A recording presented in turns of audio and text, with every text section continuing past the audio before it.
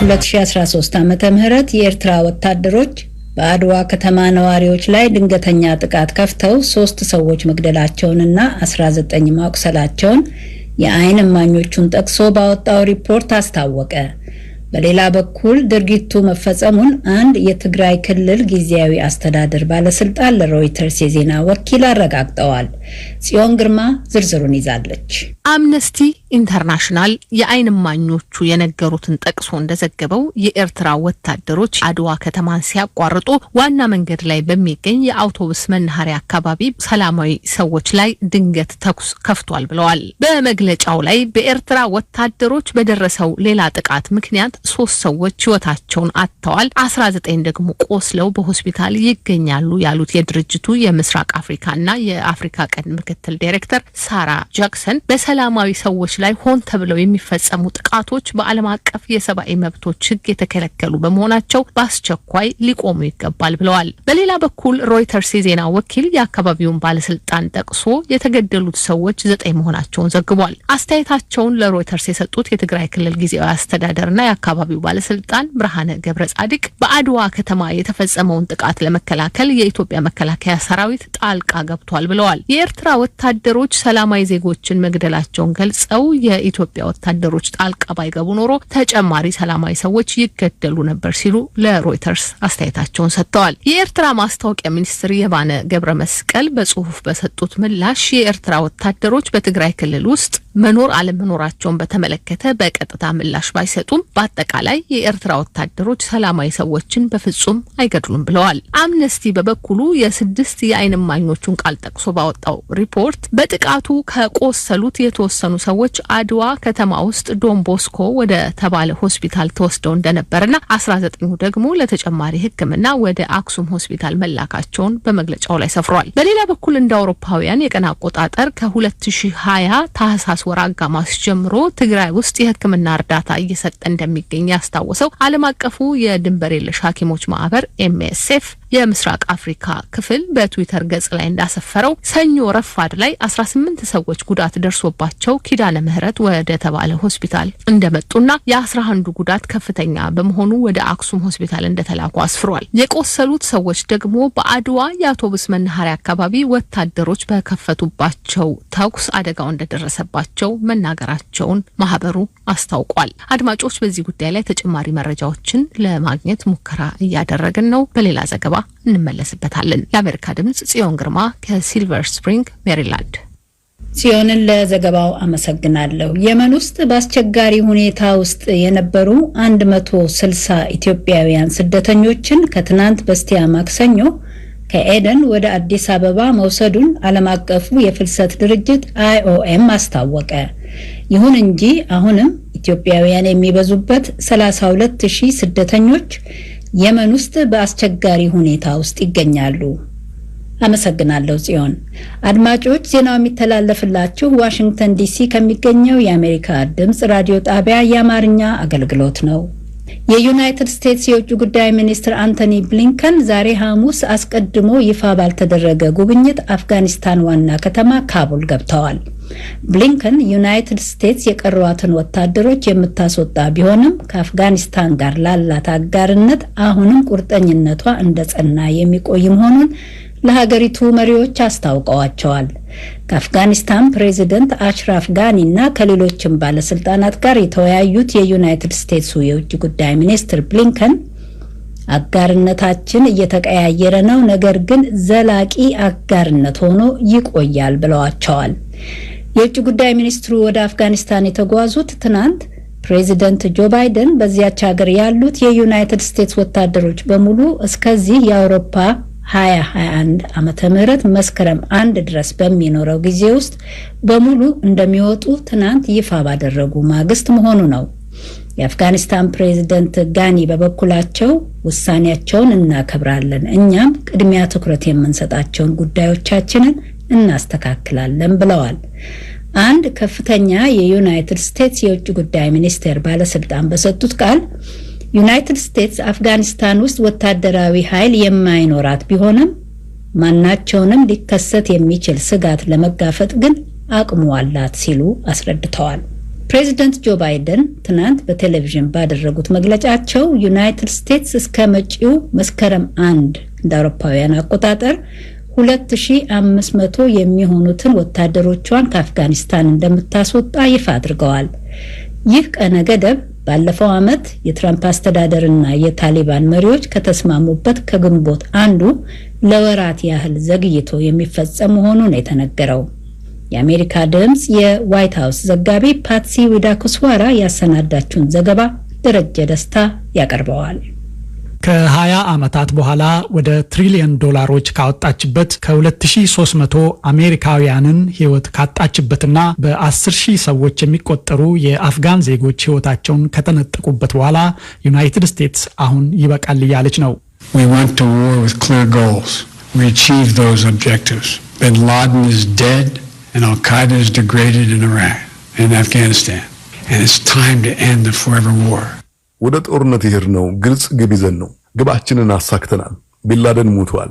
አልቃይዳ በኢራቅና አፍጋኒስታን ውስጥ ተመናምኗል። ስለዚህ ይህ የሁሉ ጊዜ ጦርነት ማቆሚያው ጊዜ ነው። እንደ ኤሮፓ አቆጣጠር መስከረም 11 2001 ላይ የአልቃይዳ አሸባሪ ቡድን አባላት በዩናይትድ ስቴትስ ላይ ያደረሱትን ጥቃት ተከትሎ በዚያ የተጠለሉትን አሸባሪዎች ለማደን አፍጋኒስታንን የወረረችው አሜሪካ 2500 የሚሆኑ ወታደሮቿን ጨርሳ እንደምታወጣ ባይደን ተናግረዋል። የትራምፕ አስተዳደር ከታሊባን መሪዎች ጋር የነበረው ስምምነት ወታደሮቹን ለማስወጣት የታሰበው ግንቦት 1 ላይ ሲሆን በአጸፋው አፍጋኒስታንን የተቆጣጠሩት የእስልምና አክራሪዎቹ የታሊባን መሪዎች ከአልቃይዳ ጋር የነበራቸውን ግንኙነት ለማቋረጥ ተስማምተዋል። ፕሬዚደንት ባይደን አፍጋኒስታንን ያለምንም ቅድመ ሁኔታ ለቀው መውጣት እንደሚፈልጉ ተናግረዋል። ያንኑ አይነት ጦርነት እያካሄዱ የተለየ ውጤት መጠበቅ አያስፈልግም ባይ ናቸው። አንዳንድ የሪፐብሊካን አባላት ታሊባኖች ቀጠናውን መልሰው የሚቆጣጠሩት ሲሆን ይህም የአፍጋኒስታንና የአሜሪካን ግንኙነት ይጎዳል ይላሉ።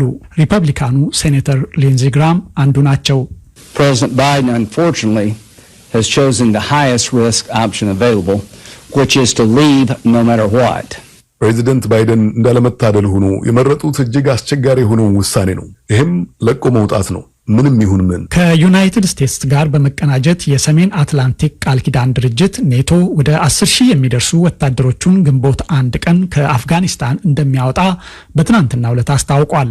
ፕሬዚደንት ባይደን እሳቸውና አጋራቸው ወደ 300,000 የሚደርሱ ተጨማሪ የአፍጋን ወታደሮችን እንደሚያሰለጥኑና የሰብአዊ እርዳታና በዲፕሎማሲያዊ በኩልም እንደሚያግዟቸው ተናግረዋል።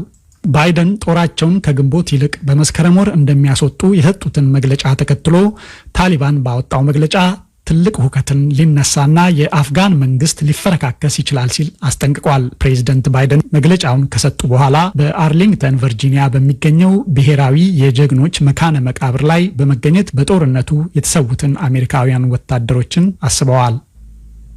ደረጀ ደስታን ለዘገባው አመሰግናለሁ። በሌላ ዜና የባይደን አስተዳደር 10 የሩሲያ ዲፕሎማቶችን ከሀገር እንደሚያባርርና 30 በሚሆኑ ሩሲያውያን ግለሰቦችና ኩባንያዎች ላይ ማዕቀብ መጣሉን በዛሬው ዕለት አስታውቋል። ይህ የባይደን አስተዳደር እርምጃ የተወሰደው ክሬምሊንን ባለፈው ዓመት በተካሄደው ፕሬዝደንታዊ ምርጫ ጣልቃ በመግባትና በፌዴራሉ መንግስት ተቋማት ላይ መረጃዎችን ሰርስሮ በመስረቅ በፈጸማቸው አድራጎቶች በተጠያቂነት ለመያዝ እያደረገ ያለው እንቅስቃሴ አካል እንደሆነ ተገልጿል። በዩናይትድ ስቴትስ የጆንሰን ኤንድ ጆንሰኑ የኮቪድ-19 ክትባት በወሰዱ ሰዎች ላይ የታየው የደም መርጋት ከክትባቱ ጋር ግንኙነት ይኖረው እንደሆነ እየመረመረ ያለው የጤና ጠቢባንን ያሰባሰበው ነፃው የምክክር ኮሚቴ ስለ ጉዳዩ ተጨማሪ መረጃዎችን እስከሚያሰባስብ በሚል የመጨረሻ ውሳኔ መስጠቱን አዘግይቶታል። ለሰዓቱ ያለን ዜና በዚሁ ያበቃል። The Voice of America. አድማጮች በ22 በ25 እና በ31 ሜትር ባንድ በአጭር ሞገድ እንዲሁም በናይል ሳት የሚተላለፈውን ፕሮግራማችንን ነው የምታዳምጡት። ዝግጅታችንን ድረገጻችን ላይ amharic.voanews.com በፌስቡክ ደግሞ @voa amharic ላይ በቀጥታ ታገኙናላችሁ። ከሰኞ እስከ ዓርብ አሃዱ ሬዲዮ 94.3 ላይ እንደመጣለን። አስተያየት ለማስተላለፍ ለምትፈልጉ ተዘዋዋሪው የስልክ ቁጥራችን 202-205-9942 ነው። የውስጥ መስመር 14። አሁን የዕለቱ አብይ ርዕስ ይቀርባል። የግብጽ መንግስት ለአፍሪካ ህብረትና ለአፍሪካውያን አክብሮትም እምነትም የለውም ሲል የኢትዮጵያ የውጭ ጉዳይ ሚኒስቴር ለአፍሪካውያን አምባሳደሮች እንደተናገረ ተገለጸ። የአፍሪካን ወንዝ ጉዳይ የአረብ ጉዳይ ማድረግ ከንቱ ልፋት ነው ሲሉ የሚኒስቴሩ ቃል አቀባይ አስታወቁ።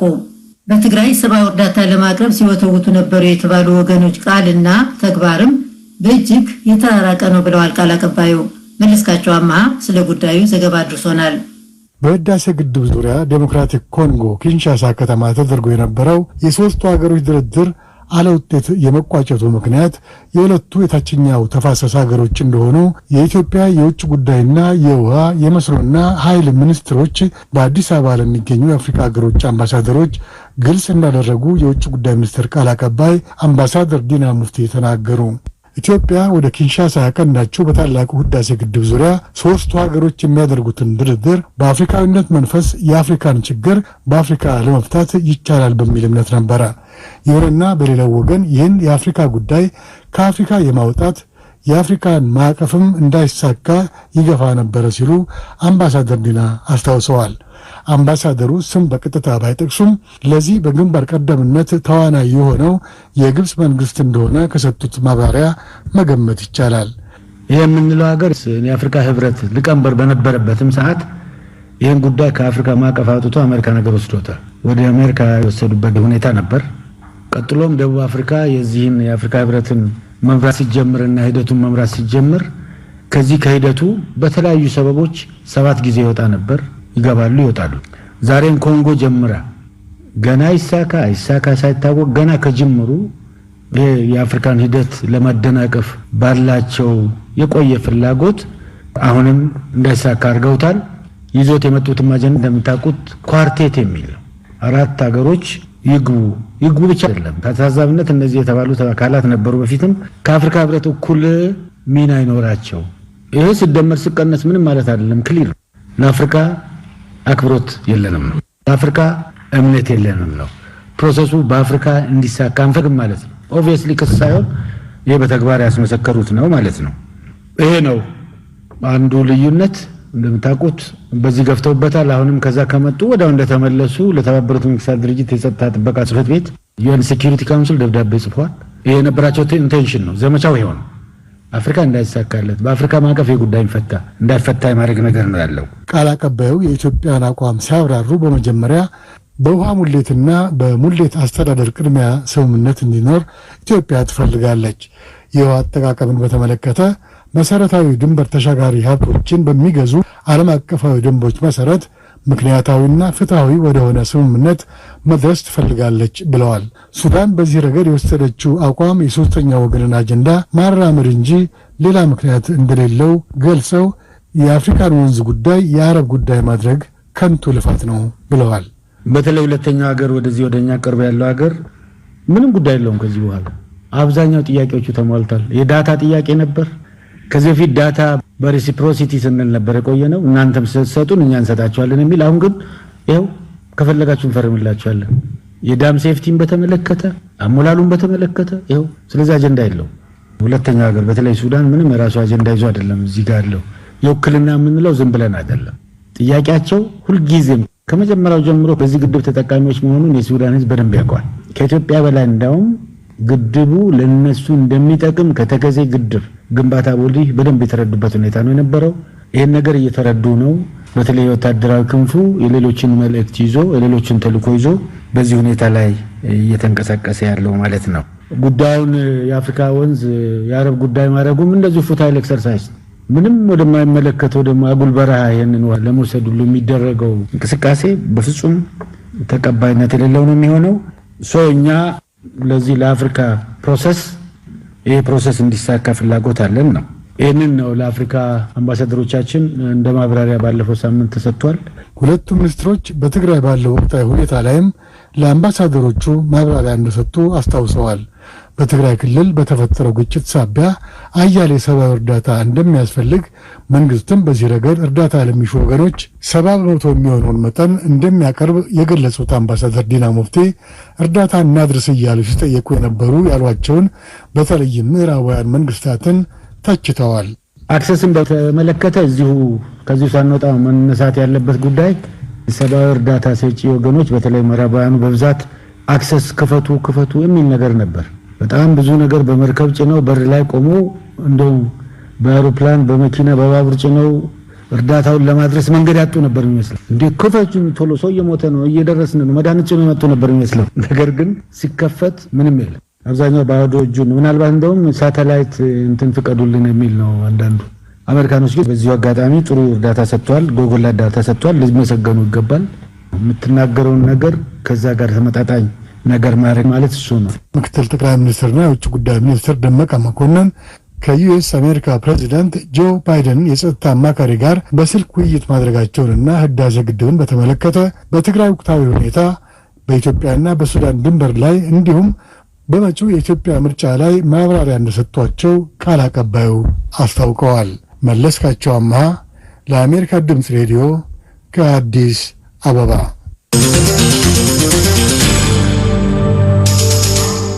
በሰሜን ሸዋ ዞን ኤፍራታ ግድም ወረዳ አጣዬ ከተማ አስተዳደር ከራቆሬ ከተማና ዙሪያው አካባቢዎች ከትናንት ምሽት ጀምሮ እስከ ጠዋት የዘለቀ በከባድ መሳሪያ የታገዘ ጥቃት መካሄዱን የወረዳው አስተዳደር አስታወቀ። ወረዳው በቅርቡ ከኦሮሞ ብሔረሰብ ጋር በሚያጎራብቱ አካባቢዎች በተፈጠረው ግጭት ከቤት ንብረታቸው የተፈናቀሉ ነዋሪዎችን ለማቋቋም ጥረት እያደረኩ ነው ባለበት ወቅት ጥቃቱ መሰንዘሩ ለሌላ ሰብአዊ ቀውስ የሚዳርግ ነው ይላል። በጥቃቱ የሞቱና የቆሰሉ ንጹሃን ስለመኖራቸው እየተነገረ ነው። መስፍን አራጌ ዝርዝር ዘገባ ልኮልናል። ትናንት ከምሽቱ 2 ሰዓት ጀምሮ በከባድ መሳሪያ የተደራጁ ታጣቂ ኃይሎች በአጣዬ ከተማ ላይ ጥቃት መሰንዘራቸውንና ጥቃቱም እስከ ጠዋት መዝለቁን የኤፍራታ ግድም ወረዳ አስተዳዳሪ ደምሰው መሸሻ ተናግረዋል። መከላከያ ነበረ። መከላከያ ላይ ጭምር ነው ሲተኮሰው። ሲነጋ ነው መከላከያ እንግዲህ ያው እርምጃ ወስዶ አሁን ትንሽ ረፍት ፋታ ያገኘ ነው ማለት ነው። ጥቃቱ ከአጣዬ ከተማ ተሻግሮ አጎራባች ቀበሌዎችና ከተሞች ላይ መቀስቀሱን ገልጸዋል። ከገጠሩ ዙሪያ ደግሞ እስቲል አሁን ድረስ ቀራቆሪ ከተማ አካባቢ ላይ ያለ አሁን ድረስ ጠዋት 12 ሰዓት ጀምሮ አለ። ያው መከላከያና ፌዴራል ተልኳል። አሁን ግን አልቆመም። በምን ምክንያት ይሆን የተቀሰቀሰው? ምንም ምክንያት የለም። ከባለፈው ጋር የተያያዘ ነው። በሰውና በንብረት ላይ የደረሰ ጉዳት ይኖር ይሆን? እንግዲህ ገና ነው። ከአካባቢው ያገኘሁት መረጃ ነው ብለው አስተዳዳሪው በሰጡት ጥቆማ በጥቃቱ 2 ሰዎች የመቁሰል አደጋ ደርሶባቸዋል። የአንደኛው ሕይወትም በአሳሳቢ ደረጃ ላይ ይገኛል። ተኩሱ ረገብ ቢልም በህዝቡ ዘንድ ከፍተኛ ስጋትና አለመረጋጋት እንደሚስተዋል ከአስተዳዳሪው ማብራሪያ ለማወቅ ተችሏል። ሰው እንደባለፈው አካባቢውን ለቆ ወደ ገጠሩ ወጥቷል እና አካባቢው ጸጥ ብሏል። መከላከያና ሚሊሻ ብቻ ነው ከተማው ላይ የሚታየው፣ ሌላ ነገር የለም። ትራንስፖርትም ቆሟል ማለት ነው? ቆሟል። የለም የፌዴራል መንገድ ትራንስፖርት ቆሟል። ከሳምንታት በፊት በአማራ ክልል ሰሜን ሸዋና ኦሮሞ ብሔረሰብ ዞኖች አጎራባች ወረዳዎች ላይ በተቀሰቀሰ ግጭት ከሁለቱም ወገኖች የሰው ህይወት ማለፉን፣ የአካል ጉዳት መከሰቱን፣ ንብረት መውደሙንና ሰዎች ከቀያቸው መፈናቀላቸውን የሁለቱም ዞኖች አመራሮች በተለያዩ ጊዜያት ለመገናኛ ብዙሃን ገልጸዋል። የተፈናቀሉትን መልሰን ለማቋቋም ጥረት እያደረግን ባለንበት ሰዓት ይህ ጥቃት መሰንዘሩ ነዋሪው ለሌላ ዙር መፈናቀል እንዳይደረግ ያሰጋል ብለዋል የኤፍራታ ግድም ወረዳ አስተዳዳሪ። በቅርቡ በተቀሰቀሰው ግጭት 60 ሺህ የሚደርሱ የወረዳው ነዋሪዎች ተፈናቅለው እንደነበርና ከነዚህም 40 ሺህ የሚጠጉትን ወደ ቀያቸው ለመመለስ ጥረት እየተደረገ መሆኑን ጠቅሶ የአሜሪካ ድምጽ ሬዲዮ ከቀናት በፊት መዘገቡ ይታወሳል። በተመሳሳይ ሁኔታ ካራቆሪ ከተማ ላይም በከባድ መሳሪያ የታገዘ ጥቃት ተሰንዝሮ እንደነበርና ከተማዋን ለጊዜው ከጥቃቱ መከላከል ቢቻልም በአቅራቢያው በሚገኙ ቀበሌዎች የተኩስ ልውውጥ እንደሚሰማ አስተያየታቸውን ያደረሱን የከተማዋ ነዋሪ ገልጸዋል። ካለውበት አስቸጋሪ ውጥረት አንጻር ስሜ ቢጠቀስ ጉዳት ሊደርስብኝ ይችላል ያሉ አስተያየት ሰጪ ቢያንስ 2 የሚያውቋቸው ሰዎች መሞታቸውን ጠቁመዋል። ካራቆሬንና አጣዬ ከተሞችን በሚያጎራብቱ የአርጡማ ፎርስ የወረዳ አካባቢዎችም አልፎ አልፎ ተኩሶች እንደሚሰሙና ውጥረት መንገሱን ከሰዓት በፊት በስልክ ያናገርኳቸው የወረዳው አስተዳዳሪ አህመድ ኢብራሂም ተናግረዋል። ሁለቱ ወገኖች አንዱ ሌላውን በግጭት ቀስቃሽነት ሲከሱ ይሰማሉ። ከሰሜን ሸዋ በኩል ጥቃቱን እየሰነዘረ ያለው ኦነግ ሸኔ ነው፣ ጥቃቱም ድንበር ተሻግሮ በገዛ ቀያችን ላይ ነው ሲሉ፣ ከኦሮሞ ብሔረሰብ በኩል ደግሞ በአካባቢው ኦነግ ሸኔ የሚባል የታጠቀ ኃይል የለም፣ ይልቁንም የታጠቁ የአማራ ተወላጆች ናቸው ጥቃት የሰነዘሩት ይላሉ።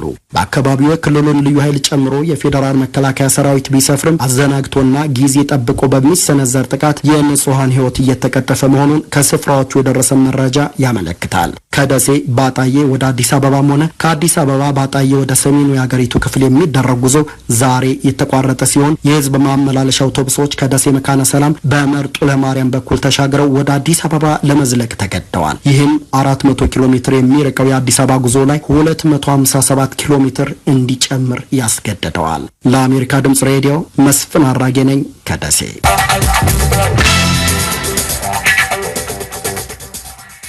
አሁን ወደ ምርጫ ነክ ዘገባዎች እናመራለን። የመራጮች ምዝገባ ከፍተኛ ተግዳሮት እንደገጠመው የኢትዮጵያ ብሔራዊ ምርጫ ቦርድ አስታወቀ። የሰላም እጦትና የመጓጓዣ ችግሮች ተጠቃሾች እንደሆኑም ተነገረ። በተቃዋሚ ፓርቲዎች እጩዎች የሚደርሰው ተጽዕኖ ለእጩዎች ምዝገባ መቀዛቀዝ እንደ ምክንያት ተጠቅሷል።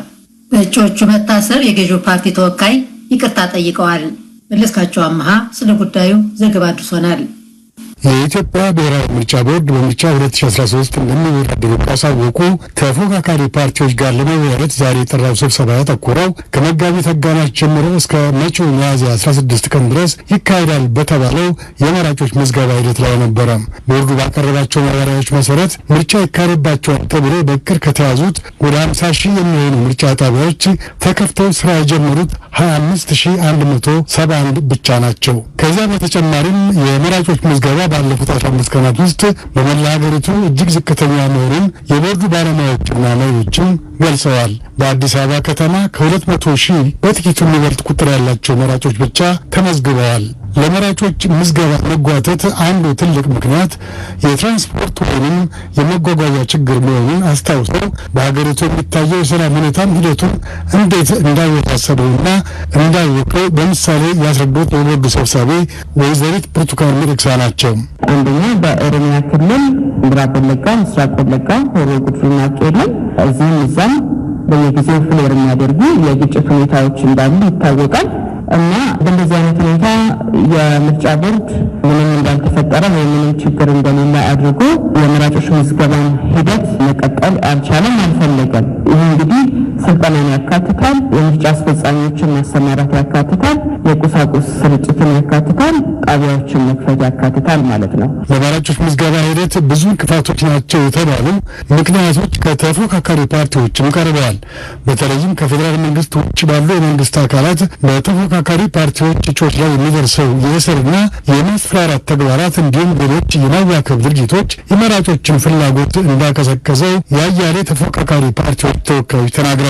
የኢትዮጵያ ብሔራዊ ምርጫ ቦርድ ሰብሳቢ ወይዘሪት ብርቱካን ሚደቅሳም በዚህ የሚስማሙ ይመስላል። በግልጽ የተቀመጠ የምርጫ ፒላር ወይም ደግሞ አንኳር የሚባል ነገር ላይ ነው ይሄ ችግር የተቃጣው። ያ ደግሞ በፓርቲዎቹ ላይ በእጩዎች ላይ የሚያበቃ አይደለም። መራጮቹም ላይ የመፍራት የመስጋት ያለመመረጥ ፍላጎት የማጣት ነገር ያመጣል። ከዚህ አንጻር ሳልናገር የማላልፈው ነገር ምንድን ነው፣ እነዚህ እጩዎች መታሰብ የለባቸውም ነበር።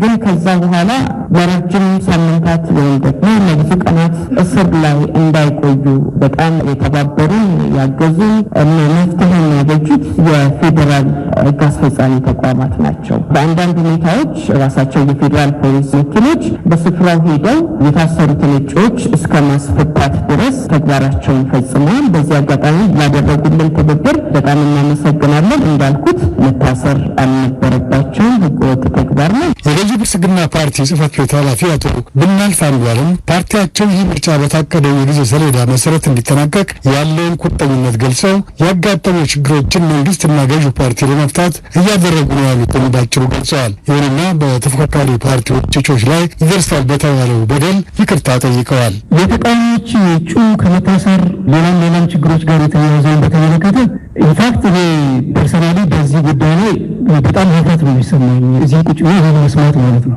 መታሰር አልነበረባቸውም የሚለው ቅድም ወይዘሪት ብርቱካን እንዳቀረበችው በፍጹም ይሄ ነገር መሆን የሌለበት ጉዳይ እንደሆነ ከልባችን ነው የምናምነው። ብዙዎቻችሁም ስትነግሩን እዚህ ቤት ስታነሱ ከነበሩት አብዛኞቻችሁ ጋር ተገናኝተናል። በግማሽ ቀን ቢሆን መታሰር የሌለባቸው ብለን የምናምነው በአንድ ቀን ቢሆን መታሰር የለባቸውም። ይሄ የሚፈጸመው በጣም ትልቅ ጉድለት አድርገን እንወስዳለን። በዚህ አጋጣሚ ይቅርታ መጠየቅ ፈልጋለሁ በዚህ ጉዳይ ላይ ማለት ነው። ከዚህ በኋላ በጭራሽ መደገም የሌለበትና በፍጹም መሆን የሌለበት ጉዳይ እንደሆነ በጣም ከልብ ነው የምናምነው። ተፎካካሪ ፓርቲዎችም አሁን ለተፈጠረው ችግር መፍትሄ ሊሆን ይችላል ያሏቸውን ሀሳቦች አቅርበዋል። የኢዜማ ተወካይ አቶ ዋሲሁን ተስፋዬ ከሁሉም በላይ ግን አሁን የመራጩ ተርኖቨር መቀነስ የሁላችንም የቤት ስራ ነው ብለን እናምናለን፣ እንሰራለን እና እንደ አማራጭ አንደኛ በአገር አቀፍ ደረጃ ቢያንስ አንድ ቀን የምርጫ መመዝገቢያ ቀን ተብሎ ቢያዝ ዝግ ነው። በመንግስት ደረጃ ዝግ ነው። ሁሉም እንዲመርጥ የሚደረግበት አንዱ አማራጭ እሱ ይወሰድ። ሁለተኛ ቅድም የገለጻችሁት በስልክ የሚደረገው በፍጥነት ተደርጎ መራጩ እንዲመዘገብ ብናደርግ ይሄ የሁላችንም ስራ መሆኑን አምነን ሁሉም ፓርቲዎች ይህን ዋና ስራችን አድርገን ቢያንስ የመራጮች ምዝገባ እስከሚጠናቀቅ ባለው የአየር ሰዓት ላይ ዋና ስራችን አድርገን ብንይዘው የመራጮች ቁጥር መቀነስ ለሁላችንም አደጋ ነው።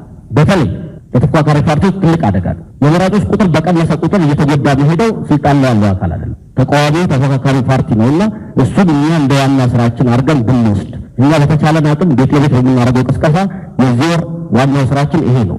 ተመዝገቡ፣ የምትመርጡትን በኋላ ተወስናላችሁ። የብልጽግና ፓርቲ ወክለው በመድረኩ የተገኙት አቶ ማልፋን ያለም በበኩላቸው ተፎካካሪ ፓርቲዎች ሁሉም የመፍትሄ አካል ሊሆኑ መቻል አለባቸው የሚል ቃና ያለው ሀሳብ አቅርበዋል። እዚህ አዳራሹ ስንገናኝ ብቻ ሁሌ እየተካሰስን ከምንቀጥል መሬት ላይ የሚወርድና ቼክ እናድርገው። የትኛው ቦታ ላይ ምን ችግር አለ? ማነው ችግር እየፈጠረ ያለው? የገዢ ፓርቲ መዋቅር ከሆነ ግልጽ ሪፖርት ይጣና እዚህ እንነጋገርበት። ከተቃዋሚ ፓርቲዎች አኳያ ከሆነ ግልጽ ሪፖርት ይጣና እዚህ እንነጋገርበት። እንደዛ ከሆነ ብቻ ነው እየተማመን መፍትሄ እየሰጠን ችግሮችን እየፈታን የምንሄድ ብዬ አምናለሁ። ስለዚህ ሁላችንም ተባባሪ ሆነን ምርጫ ቦርድ የሚሰራው ስራ እንደተጠበቀ ሆኖ ፓርቲዎቹ ግን በራሳችን ፕላትፎርም የጋራ ኮሚቴዎች እያቋቋምን ወደታች እየወረድን እየፈተሽን ብንሄድ ጥሩ ይሆናል። እስከ ወረዳ ድረስ ደግሞ እነዚህ ኮሚቴዎች ለብዙዎቻችሁ በተናጠል አንዳንድ ችግሮች ስታነሱልኝ ተነጋግረናል። የጋራ ኮሚቴ እስከ ወረዳ ድረስ እናቋቁም። እዚህ ከሚመጣ እዛ ወረዳ ላይ ብዙ ችግር ይፈታል። የሚካሰሰው ነገር እዛ ላይ ይቋጫል። ከዛ በላይ ከሆነ ወደ ላይ ወዳሉት መዋቅሮች ይመጣል። በዚህ መንገድ እኔ በጣም አፕል ማድረግ የምፈልገው ለሁላችሁም የጋራ ምክር ቤት ወረዳ ድረስ እናቋቁም። በጋራ እንደንድን አሉ የሚባሉትን ችግሮች አብዛኛዎቹን እዛ ወረዳ ላይ መፍታት እንችላለን። ከዛ በላይ ያለ ካለ ደግሞ ወደ ላይ የመጣን ሊፈታ ይችላል። ቦርዱ ይህን ሁኔታ ለመለወጥ በሚቀጥሉት ቀናት በትጋት እንደሚሰራና በመጪው ሳምንት ውጤቱን ከተፎካካሪ ፓርቲዎች ጋር እንደሚገመግመው እንደዚሁም ለሕዝብ ይፋ እንደሚያደርግ ወይዘሪት ብርቱካን ሚደቅሳ ለጋዜጠኞች በሰጡት አጭር መግለጫ አስታውቀዋል። መለስካቸው አምሃ ለአሜሪካ ድምፅ ሬዲዮ ከአዲስ አበባ።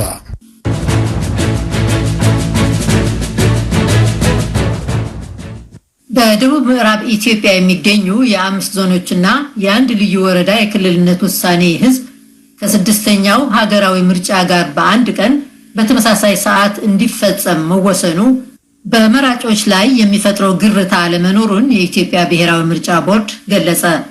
ህዝበ ውሳኔውን ማስፈጸሚያ ከ7 ሚሊዮን በላይ ብር መዘጋጀቱም ታውቋል። የሐዋሳው ዘጋቢያችን ዮናታን ዘብዴዎስ ዝርዝር ዘገባ ልኳል።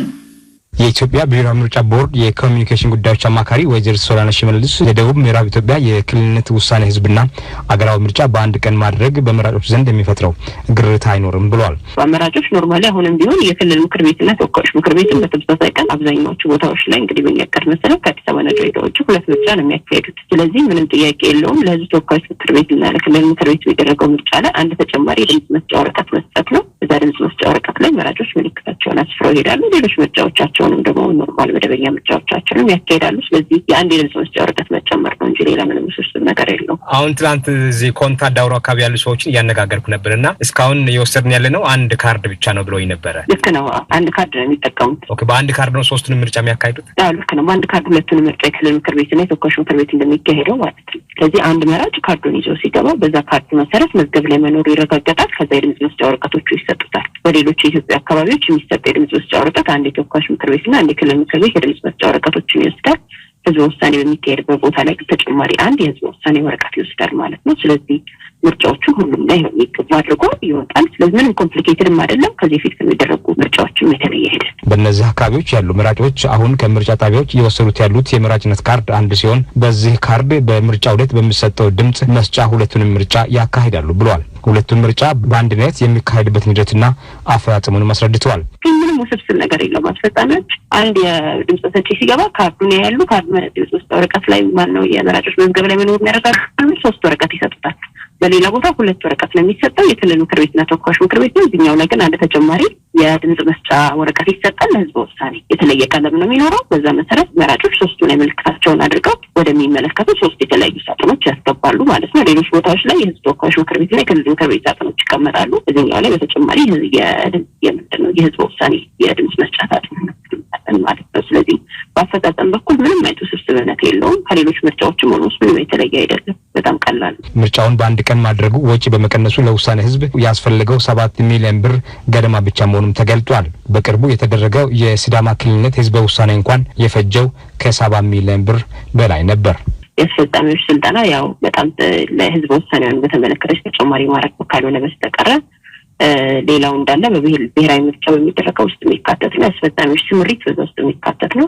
የአስፈጻሚዎች ክፍያም በብሔራዊ ምርጫ ውስጥ የሚካተት ነው። ስለዚህ የሚያስፈልገን ተጨማሪ የድምጽ መስጫ ወረቀት እና የድምጽ መስጫ ሳጥን ጋር የተገናኙ በጣም ያልተጋነኑ ወጪዎች ናቸው። ስለዚህ ከሌሎች ህዝበ ውሳኔዎች ጋር ሲነጻጸር በጀቱ ዝቅተኛ ነው ማለት ይቻላል። ምርጫ ቦርድ ያከናወነ ያለውን ተግባራት ወይዘሪት ሶሎና ተናግሯል። የህዝብ ውሳኔው የሚያደራጁ ከነዚህ ዞኖችና ልዩ ወረዳ የተውጣጡ የህዝብ ውሳኔ ያደራጀ ፕሮጀክት ቢሮ አለ። ከሱ ጋር በጋራ በጣም በቅርበት እንሰራለን።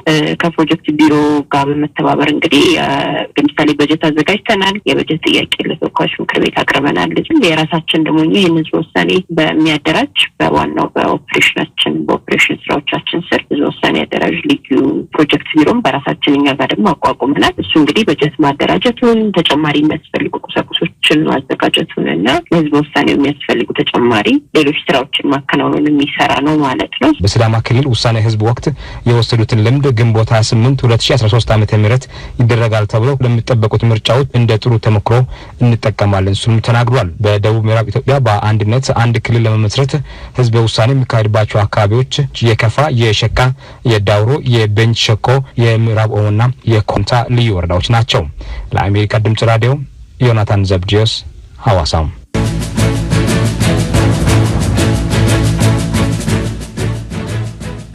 የተከበራችሁ አድማጮቻችን የምትከታተሉት ዋሽንግተን ዲሲ ከሚገኘው የአሜሪካ ድምጽ ሬዲዮ የሚተላለፈውን ፕሮግራም ነው። ፕሮግራማችን እስከ 4 ሰዓት ይቀጥላል። ከኛ ጋር እንድትቆዩ እንጋብዛለን። አሁን ወደ ሁለተኛው የፕሮግራማችን ክፍለ ጊዜ ተሸጋግረናል። አሜሪካና ህዝቧ ይቀርባል። የኮቪድ-19 ዓለም አቀፍ ወረርሽኝ ከጀመረ ወዲህ የበሽታውን ህሙማን የሚያክሙ የጤና ባለሙያዎች የዘመናችን ጀግኖች ናቸው ተብለው ይወደሳሉ፣ ይከበራሉ። አንድ ኒውዮርክ ከተማ የሚኖርና የሚሰራ ሰዓሊም የጤና ባለሙያዎቹን በስዕል ጥበቡ አክብሯቸዋል። ቭላዲሚር ሌንስኪ ከኒውዮርክ ያጠናቀረውን ሪፖርት ቆንጅታዬ ለአሜሪካና ህዝቧ ታቀርበዋለች።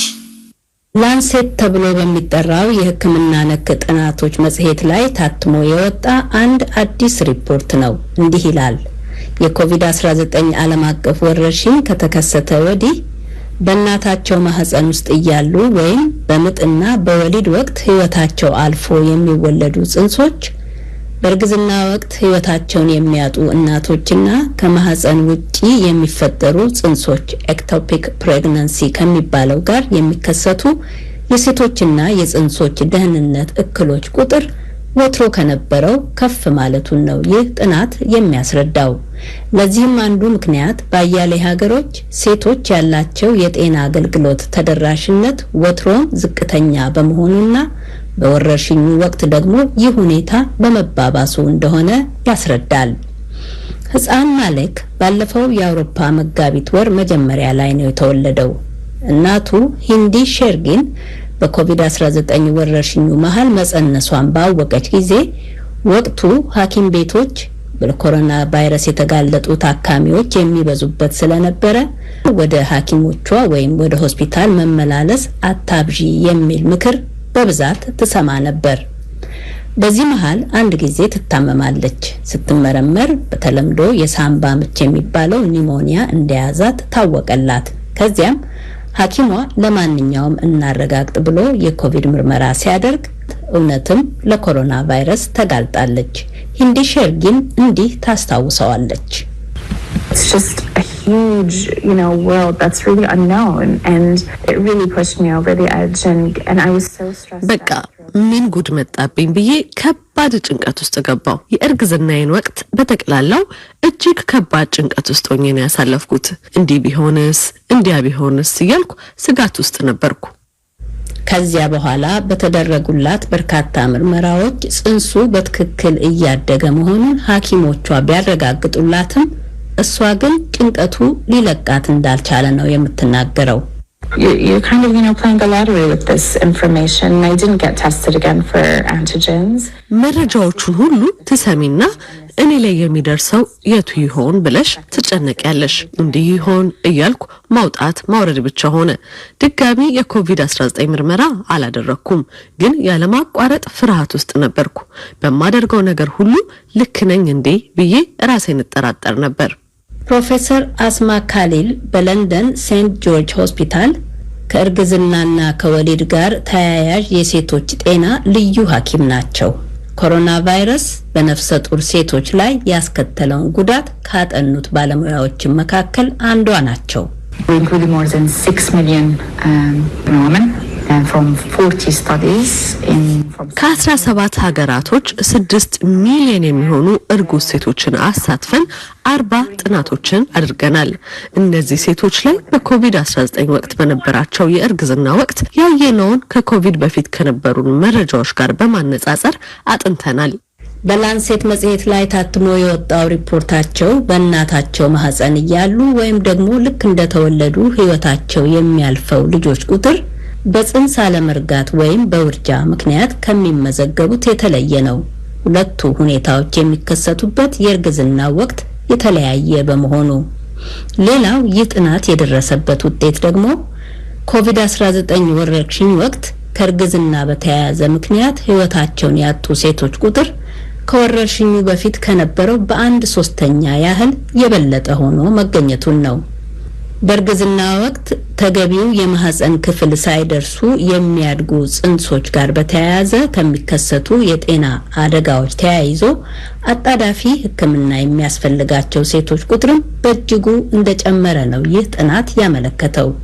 የአሃዝ ባለፈው የአውሮፓ 2020 ዓመተ ምህረት በወረርሽኙ ዓመት ማለት ነው ከቀደመው ዓመት ጋር ሲነጻጸር በ6 እጥፍ በልጦ እንደተገኘ ነው ጥናቱ ያመለከተው። ሌላው በዚህ በስፋት በተከናወነ ጥናት የተደረሰበት ደግሞ ለከበደ ጭንቀት የተጋለጡ ሴቶች ቁጥር ከወትሮ በጣም ከፍ ያለ መሆኑን ነው።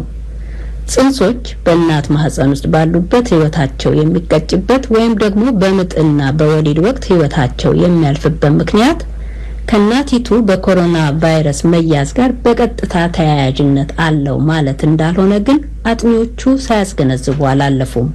ሌላው በዚህ በስፋት በተካሄደ ጥናት የተደረሰበት ውጤት ለከበደ ጭንቀት የተጋለጡ ሴቶች ቁጥር ከወትሮ ከፍ ያለ ሆኖ መገኘቱን ነው።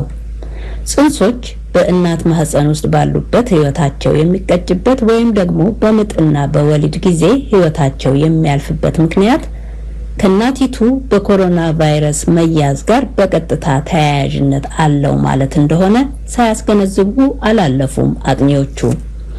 በዓለም አቀፉ ወረርሽኝ የተነሳ በህብረተሰቦች ላይ የተከሰቱ ሌሎች ችግሮች ውጤት ነው እንጂ በዓለም ዙሪያ ሀገሮች በወረርሽኙ ምክንያት የእንቅስቃሴ ገደቦችን ስራ ላይ በመዋላቸው ሴቶች ወደ ሐኪም ዘንድ በተገቢው መጠን እየሄዱ የእርግዝና ክትትል ለማድረግ አለመቻላቸው አንድ አብይ ተግዳሮት እንደሆነ ነው ተመራማሪዋ የሚያስረዱት። የላንሴቱ ሪፖርት ሌላዋ አጠናቃሪ የሆኑት የበርሚንግሃም ዩኒቨርሲቲ ፕሮፌሰር ሻኪላ ታንጋሪቲናም በበኩላቸው በዚህ ጥናት የተገኙት ውጤቶች በአግባቡ በጥንቃቄ መታየት ያለባቸው መሆኑን ይጠቁማሉ። You look at stillbirths, the figures are a bit more, but በዚህ ጥናት ውስጥ በማህፀን ውስጥ እያሉ ወይም በወሊድ ወቅት ህይወታቸው አልፎ የሚወለዱ ህጻናት ቁጥር በመጠኑ ከፍ ያለ ነው። ብዙ ልዩነት የሌለው ቀድሞውንም በብዛት የማይከሰት በመሆኑ ነው። ከፍተኛ ገቢ ባላቸው ሀገራቶች በዚህ ወቅት የተከሰቱት ወደ 1000 ገደማ ሲሆኑ ዝቅተኛ ገቢ ባላቸውና በጥናቱ በተካተቱ አካባቢዎችም 1000 ገደማ ይሆናሉ። ይሄ ታዲያ በየጊዜው ክትትል እየተደረገ መጠናት ይኖርበታል። ዓለም አቀፉ ወረርሽኝ በሴቶች ላይ ከባድ ፈተና እንደደቀነ ጥርጥር የለውም ያሉት አጥኚዋ ሆኖ ቀጣይ ጥናቶች መከናወን እንዳለባቸው ነው የሚያስረዱት።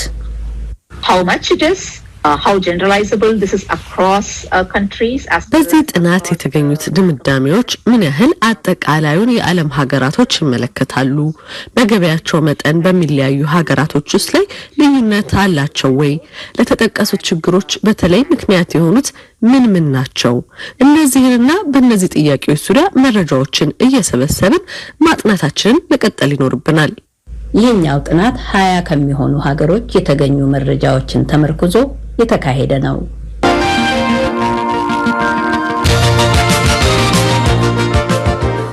አሁን ደግሞ ሴቶችና ቤተሰብ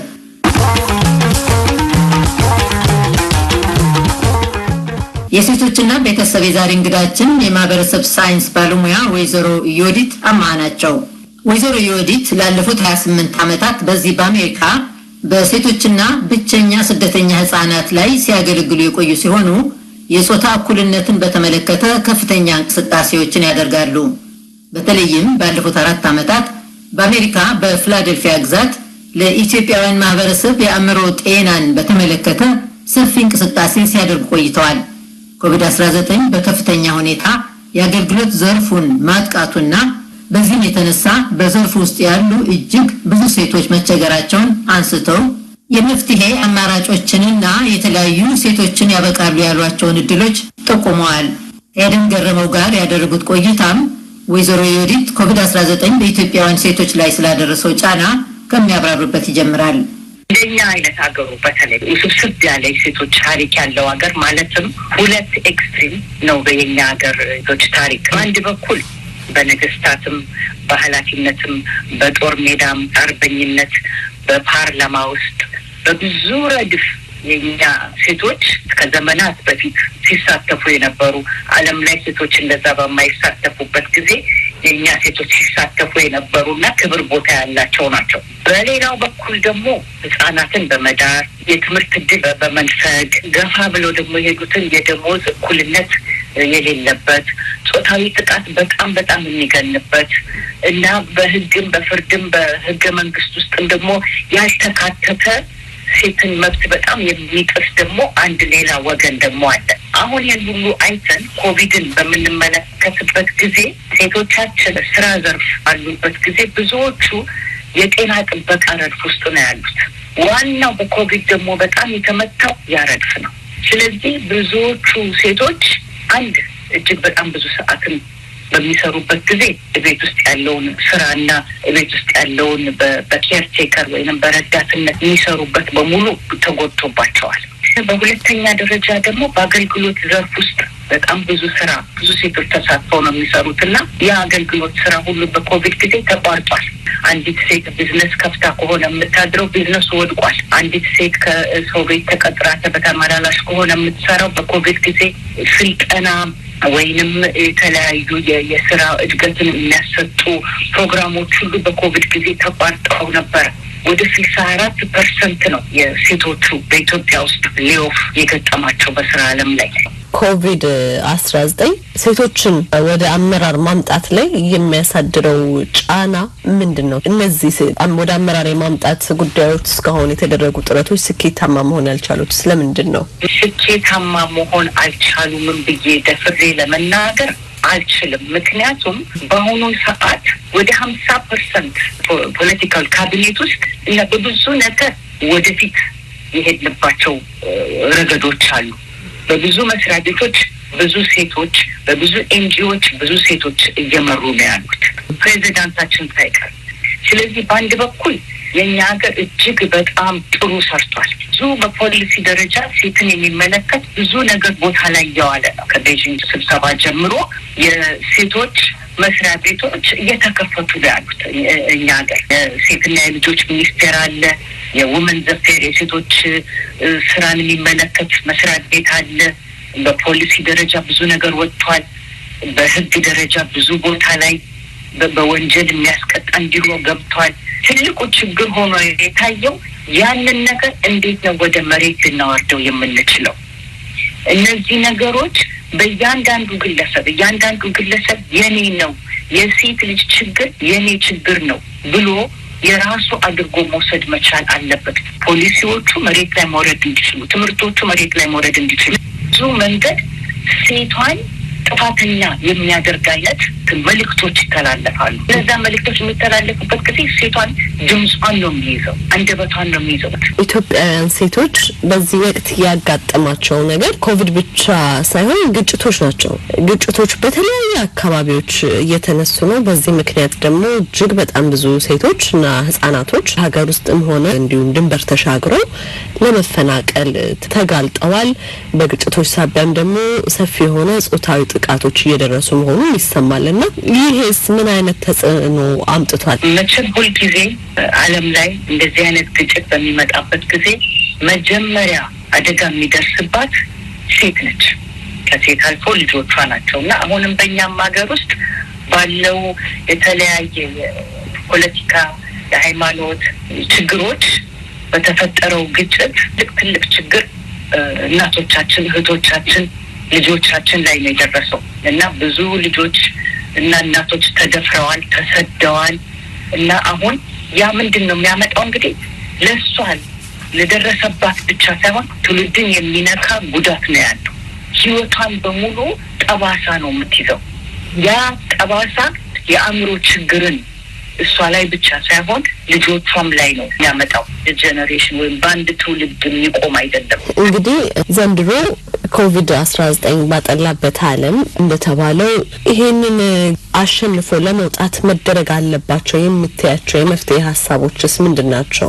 ደረግ ያለባቸው ነገሮች በኮቪድም ይሁን ከኮቪድ በኋላ ግንዛቤ፣ የሴት ልጅ ድምጿ የሚሰማበት፣ የሴት ልጅ ጥቃት የሚጠፋበት፣ የሴት ልጅ መብቷን ገፍታ የምታውቅበት፣ ኃላፊነት ከቤት ጀምሮ እስከ መስሪያ ቤት ድረስ የትምህርት እድል የምታገኝበት፣ እውቅና የሚሰጥባት መንገድ አሁን ወርልድ ባንክም 2020 ገንዘብ ሰጥቷል። በሳይንስ፣ በቴክኖሎጂ፣ በማኔጅመንት ሴቶች ብቻ በተመለከቱ ስኮላርሽፕ አግኝተው በዛ ዘርፍ እንዲሰለጥኑ ወደ ከፍተኛ ቦታ እንዲያደርሳቸው እድል የሚሰጥ ገንዘብ ለመንግስት መጥቷል። ዩኤን ደረጃ ደግሞ ቢዝነስ የሚያስጀምር ገንዘብ እና ተግባር እድ የሆኑ ነገሮች የሚማሩበት እንደገና ገንዘብ መጥቷል። እነዚህን የምናገኛቸውን ሪሶርስ እንዴት አድርገን ነው ወደ ህብረተሰቡ አድርሰን ሴቶቻችንን ልናጠናክር የምንችለው? በፖሊሲ ደረጃ እንዴት አድርገን ነው ልናናብብ የምንችለው? ወረቀት ላይ የምናሰፍረውን ነገሮች ህዝቡን ከቀበሌ አንስቶ ከሰፈር ከድር ጀምሮ እንዴት አድርጎ ነው ሁለቱም ማናበብ ሊቻል የሚችለው? በፍርድም ደረጃ ደግሞ እንዴት ነው በሚጎዱበት ጊዜ በወንጀል ደረጃ ሊቀጣ የሚችለው? አሁን የ1 ዓመት እስራት የ2 ዓመት እስራት ታስሮ ነው የሚወጣበት ጊዜ እዛው ሰፈር ስለሚመለስ እንደገና ያ ሰው የባሰ ጉዳት የማድረስ እድሉ ኃይለኛ ነው። ያ እንዳይሆን ምን አይነት ፕሮቴክሽን ነው ያለው? ደረጃ ደግሞ እንዴት ነው አጠናክረን ሁለተኛ እንዳይደገም ልናደርገው የምንችለው? እና እሱን በተመለከተ ነገር ከሰራንበት ይሄ ኮቪድ ዛሬ ያጠቃንን 10 ዓመት ወደኋላ የወሰደንን 10 ዓመት አራምደን ወደፊት መሄድ የምንችልበት ደረጃ ሊፈጠር ይችላል። ወይዘሮ ዩዲት እናመሰግናለን ከአሜሪካ ድምጽ ጋር ለነበረሽ ቆይታ። እኔም እጅግ በጣም ነው የማመሰግነው። በመጨረሻም ኢትዮጵያውያን በአሜሪካ ይቀርባል።